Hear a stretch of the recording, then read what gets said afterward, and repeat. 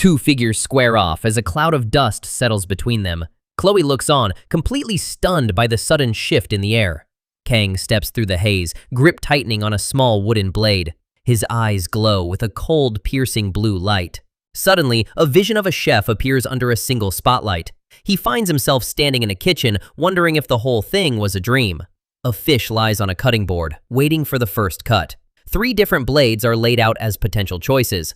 The system rejects the first knife as an invalid choice. It flags the katana as a mistake too. He settles on the sashimi knife, even though picking it up causes a sharp sting.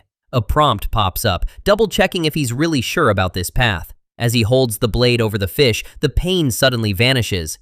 A cold confirmation echoes through his mind. He feels like a puppet being controlled by massive, spectral hands. The inferior skill officially activates, flooding his senses.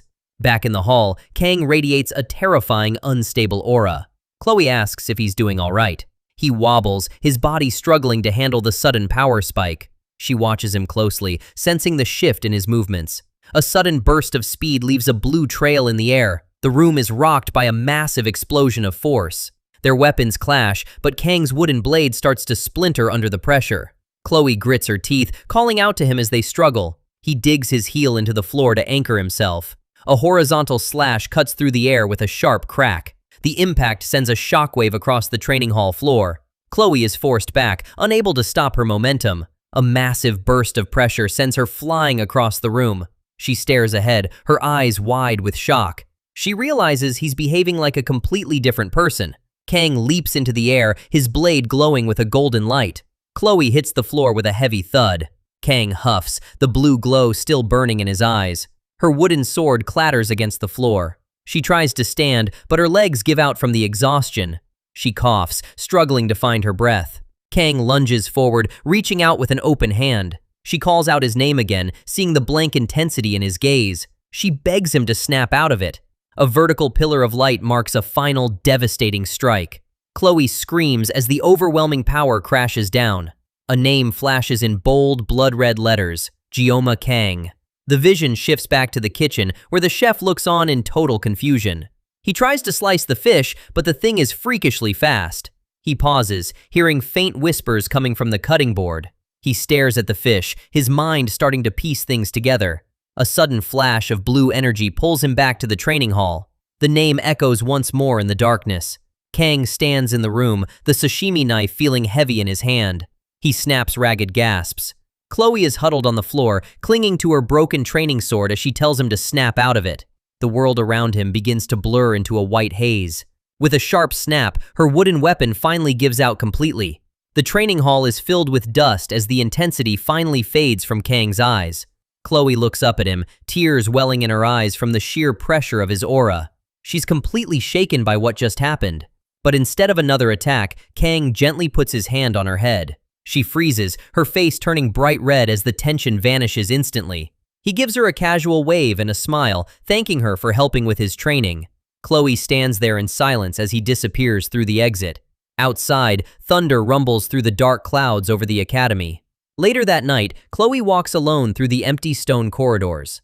Her mind is stuck on the memory of the terrifying prowess he displayed. Visions of blinding red slashes fill her thoughts. She can still feel the weight behind his every move. The sight of her broken wooden sword continues to haunt her. She knew he was strong, but that was something else entirely. She suddenly senses someone watching her from the shadows. Nox Auditore, her brother from the ordinary class, leans against the wall and calls out to her. She looks up at him, not exactly thrilled to have the company. Nox watches her intently, his hand covering his mouth as he thinks. She tells him to watch how he talks about Kang. They stand in the dimly lit hall, the silence growing heavy between them. Chloe looks away, clearly bothered by whatever Nox is hinting at. Nox doesn't back down, his gaze fixed on his sister. Heavy footsteps echo through the hallway behind them. Nox's eyes narrow as he senses another presence nearby. Elsewhere, Kang reflects on the dangerous power he tapped into. He thinks back to the 3 blades the system presented to him. The energy from the sashimi knife felt less like a gift and more like a curse. It felt like invisible strings were binding him, turning him into a puppet. A dark, single-minded urge to destroy everything took hold of him. In that moment, he gave in and let the power consume him completely. Chloe's desperate cry rings out through the chaos, reaching for him. Her voice is the only thing capable of stitching the fractured pieces of his consciousness back together. A broken training weapon clatters against the floor, sparks flying from the impact. Chloe looks up, her eyes wide with a mix of lingering fear and sudden relief. She watches the final shard of wood fall as the overwhelming pressure finally dissipates. Kang reaches out, his hand coming to rest gently on her head as he offers a silent gesture of forgiveness.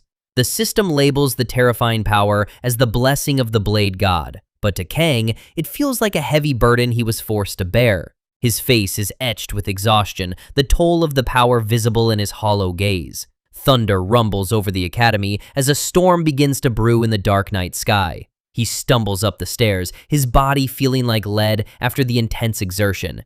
Every step is a struggle as he fights to stay upright despite his drained state. In his mind's eye, skeletal fingers pry open a rift of blinding white light. A monstrous, multi-limbed entity looms over him, a personification of the curse that wants to devour him. 3 days pass since the incident in the training hall. The lecture hall is filled with the usual chatter of students preparing for their morning lesson. A classmate tries to make small talk with Chloe about a show they watched. Chloe barely listens, her thoughts clearly drifting back to that day with Kang. She stares blankly at her desk, unable to focus on anything or anyone around her. She realizes with a pang of regret that they never even managed to exchange contact information. She recalls visiting his room, only to hear his pained whimpers coming from behind the locked door. The memory of standing helplessly in the hallway weighs heavily on her heart. She sits in the back of the classroom, her eyes searching the rows of seats. Her red eyes are clouded with worry as she realizes he still isn't there. She remembers seeing him confronted by stern-looking officials in the hallway. A faint whisper of "I miss you" escapes him as he struggles with his isolation. Another day begins at the prestigious academy under a gloomy sky. The peace is shattered by a burly instructor shouting for silence at the front of the hall. He barks orders at the students, his voice echoing off the high, ornate ceiling. Chloe looks down at her desk, noting that Kang is absent once again. The class responds in a loud unison, the sound momentarily drowning out her worries. The instructor scans the room with an aggressive, predatory look, ready to scold anyone. He stops mid-sentence, his eyes widening in surprise at a presence near the back entrance. A dark silhouette stands at the top of the stairs, looming over the entire lecture hall. The sound of a firm, deliberate footstep breaks the stunned silence of the room. Kang looks down at the class, his eyes cold, intense, and focused. He begins to descend the stairs, his presence commanding the attention of everyone present. Chloe springs up from her seat, her heart leaping into her throat at the sight of him. He looks remarkably different, his posture radiating a newfound sense of purpose. He approaches the instructor's podium and offers a formal, respectful bow. A flurry of whispers breaks out among the students, everyone curious about his sudden return. The entire lecture hall watches as Kang stands silently at the front of the room. Kang stands with a cold, piercing gaze, the atmosphere in the lecture hall still heavy with his presence. As class ends, students filter out into the hallways, their mundane conversations about lunch a sharp contrast to the tension of the past few minutes. Chloe lingers behind, finally finding the courage to approach Kang as he stands alone in the emptying room. She looks up at him with wide, concerned eyes, her hands trembling slightly as she grips her uniform. "I was so worried when you didn't show up," she confesses. "I thought maybe it was my fault, because of our training session." Kang remains silent for a long moment, his gaze fixed on nothing in particular as he processes her words. He stands tall in his uniform, appearing perfectly composed on the outside despite the turmoil he's just endured. As he finally meets her eyes, Chloe's heart gives a sudden rhythmic thump against her chest. She fumbles for more words, wanting to offer an apology, but the weight of his presence makes it difficult to speak. Behind his calm facade, Kang's mind drifts back to the harrowing ordeal of the last 3 days. He remembers shivering under his blankets, his body racked by withdrawal symptoms that felt like they were tearing his mind apart. For 72 hours, he had remained a prisoner in his own room, unable to move or even take a single bite of food. The memory of his teeth clattering and the cold sweat drenching his skin still feels all too real. The phantom pain of the blade's influence was more excruciating than any physical injury he had ever sustained. But the physical pain wasn't the only change the blessing of the Blade God had wrought upon him. When he finally looked in a mirror, he barely recognized himself. A shock of his hair had turned white from the stress. There was no doubt in his mind about the cause of his sudden, eerie transformation.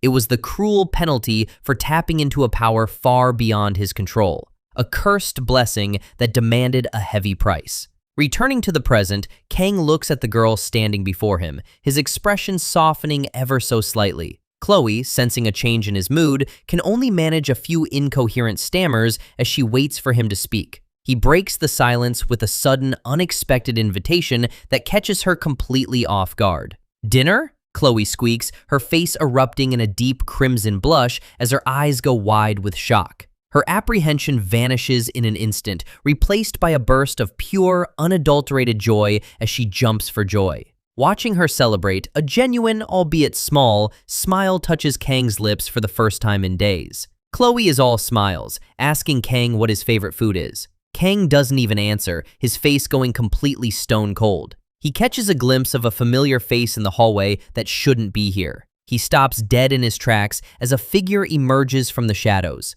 The air in the room suddenly feels heavy. Seeing him freeze up, Chloe asks him what's wrong. Down the corridor, a masked student is leaning against the wall, just watching them. He pulls his mask down slightly and lets out a mocking smirk. Chloe's eyes go wide. She clearly knows exactly who this is. Trembling, she asks Kang if he actually knows the guy.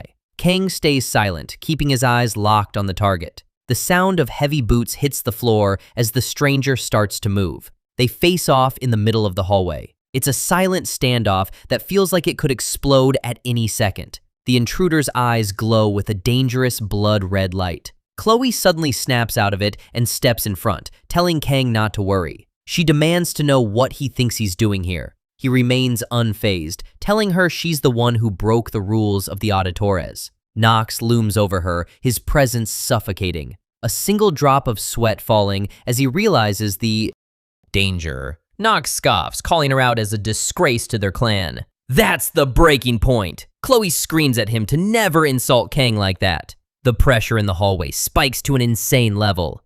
Auditore. The name finally registers in Kang's head. He remembers the lore from the game. A group of elite infiltrators and assassins. They were the boogeymen of the shadows, feared by everyone. A system window pops up, revealing Nox's terrifyingly high stats. Kang looks at Chloe and realizes he was wrong about her. She was supposed to be a killing machine. Nox's gaze is empty, like he's looking at someone who's already dead. He's a reminder of a past drenched in blood. Chloe is shaking with rage, her knuckles white as she grips her side. She bites her lips so hard she starts to bleed. Kang finally sees the truth. She was forced into this life of assassination. It's a tragedy she never asked for. He realizes he can't just keep standing in the back. Kang steps forward and pushes past her to confront the guy head-on. A system notification chimes in his head with a hollow blessing. He looks Nox right in the eye and asks if he's really who he says he is. Nox just closes his eyes, looking bored with the whole situation. He turns his back and starts walking away without another word. Kang tells him to follow him, threatening to cut him down if he doesn't. Meanwhile, back in the faculty room, a mysterious official watches the whole thing go down. Back in the office, the official is staring at the monitors, realizing something huge just happened to the guy everyone calls Geomma. Medea Poison pops in with a drink, wondering what's got him so worked up. He just grunts at her, telling her to knock it off with the bald jokes. He picks up the phone to handle the chaos. His eyes nearly pop out of his head when he hears they're requesting a subspace battle. He sits back, processing the madness of a low-tier student asking for a high-level arena. The arena doors begin to groan open. The official scoreboard flashes the matchup, Nox Auditore versus the mysterious Geomma. In the waiting room, Kang sits alone, counting down the 15 minutes he has left before his life changes. He remembers Medea's warning to be careful out there. She knew this was coming. He stares at his hands, trying to keep them from shaking. Even through the thick walls, the roar of the crowd is deafening. He lets out a heavy sigh, only to be interrupted by the sound of Chloe sobbing next to him. She's a total wreck, tears streaming down her face as she tries to apologize. Kang can see she's blaming herself for dragging him into this mess. He forces a goofy smile and shows off his sashimi knife, vowing to win the whole thing just for her. The two of them sit in the dim light of the tunnel. Chloe looks away, still unable to believe he's being so casual about this. She warns him again that Nox isn't just a student, he's a professional killer. Apparently, the guy was already a master assassin by the time he was 14. Kang can't help but find the title Master of Knightly Techniques a bit much. He grips his rose knife, wondering how his specialized gear will hold up. He remembers his master's words, that he was destined to live and die by the blade of a knife. The overhead speakers call for the participants to make their way to the training grounds immediately. Kang stands up and starts walking, his expression hardening. Chloe watches him go, her eyes filled with worry and a hint of admiration. He pauses for a second, sensing her gaze. He gives her a reassuring pat on the head, reminding her that even geniuses can be beaten. The light catches the edge of his blade as he readies himself. Chloe is left behind in the shadows, hope finally starting to return to her eyes. Kang takes a deep breath and steps out of the tunnel. He's completely engulfed by the blinding white light of the arena. As his vision clears, the noise of thousands of people hits him like a physical wall. He shields his eyes, trying to get a sense of the scale of this place. He's standing in the middle of a massive colosseum, the sun beating down on the sand. The students in the stands are going wild, screaming for the special entrant to show them what he's got. Kang can't help but let out a nervous laugh at the absurdity of it all. The sheer energy of the crowd is overwhelming. His eyes scan the premium seats, and he realizes the star class has shown up to watch the show too. Even the top-ranked elites are here, looking down at him with cold curiosity. Abel von Nibelung is among them, her face fixed in a stern, judging glare. Kang stands alone in the center of the stadium, wondering if these people really have nothing better to do. Nox Auditore glares down at Kang, his voice dripping with disdain as he asks if the peasant thinks the coming duel is some kind of joke. Kang stays silent, meeting the masked boy's gaze as Nox continues his elitist rant about the gap between their social classes. A dark, suffocating aura begins to swirl around Nox, the ground itself seeming to tremble under the weight of his murderous intent. Kang can feel the bloodlust crackling in the air. There's no doubt that the person in front of him is a seasoned killer. Instead of being intimidated, Kang lets out a soft chuckle and reminds the assassin that a true master never blames their tools, no matter how cheap they are. Nox's eyes narrow as he decides he's done talking, his power surging as he prepares to strike. With a sharp metallic ring, Nox draws his blades, the light reflecting off their deadly edges. Kang quickly realizes that his opponent isn't just skilled, he's also armed to the teeth with high-end gear. The status window confirms his fears. Nox is wielding a pair of S-rank Crimson Edge swords. The assassin begins his slow, methodical approach, his presence looming over the arena like a shadow. In contrast, Kang's own gear is a joke, a pair of dollar store sashimi knives, one of which was a gift from Chloe. The mismatch is comical, yet the two warriors stand firm, the tension between them reaching a breaking point. Kang's eyes sharpen as he enters a state of total focus, his mind blocking out everything but his opponent's movements. Nox's eyes glow a predatory red behind his mask, ready to tear his prey apart. Kang's new life in this game world is filled with high-tier elites, from the golden boy protagonist to sharp-tongued rivals like Abel and the mysterious red-haired Chloe. It all centers around a strange energy core that powers the prestigious Joaquin Academy and its talented students. But things are moving fast, and Kang is already thrust into the deep end, forced to keep up with the best. He finds himself locked in a high-speed spar against a mass student who's surprisingly fast. Kang doesn't have many options, so he activates his Blessing of Painlessness and Blade God status effects just to survive the exchange. His synchronization is only at 2%, but in a world this crazy, he has to make every tiny buff count. The crowd watching from the stands is starting to get nervous. They thought Kang was just an ordinary special entrant, but he's moving with speed they didn't think possible. The two combatants clash in a blur of steel and purple energy. The mass student is relentless, eyes burning with a terrifying intensity behind the fabric. From the sidelines, Abel von Nibelung and a fellow student watch the duel with growing interest. Abel is shocked. She never imagined this lazy-looking guy was actually capable of this kind of skill. Kang dashes forward, trying to close the distance and find an opening, but his opponent parries every strike instantly, keeping a tight, high-speed rhythm. Blades screech against each other as they fight for dominance. A flurry of rapid slashes fills the air, forcing Kang to scramble back to avoid getting cut down. The impact of their collision is so heavy, it literally cracks the arena floor beneath them. The opponent leaps into the air, challenging Kang to see if he can dodge what's coming next. They unleash a technique called the three-legged crow, and the arena is suddenly flooded with dark energy. Kang looks up, realizing he's about to be hit with something truly massive. Pillars of purple light blast up from the ground, engulfing everything in a violent shockwave. The mass student is certain they've won the fight, but in a split second, Kang vanishes from the blast zone, leaving only a faint blue trail behind. The opponent is stunned. He just moved right through the trap without a scratch. Kang steps out of the dust, looking completely calm and unfazed. The spectators are buzzing, unable to believe this ordinary guy is holding his own.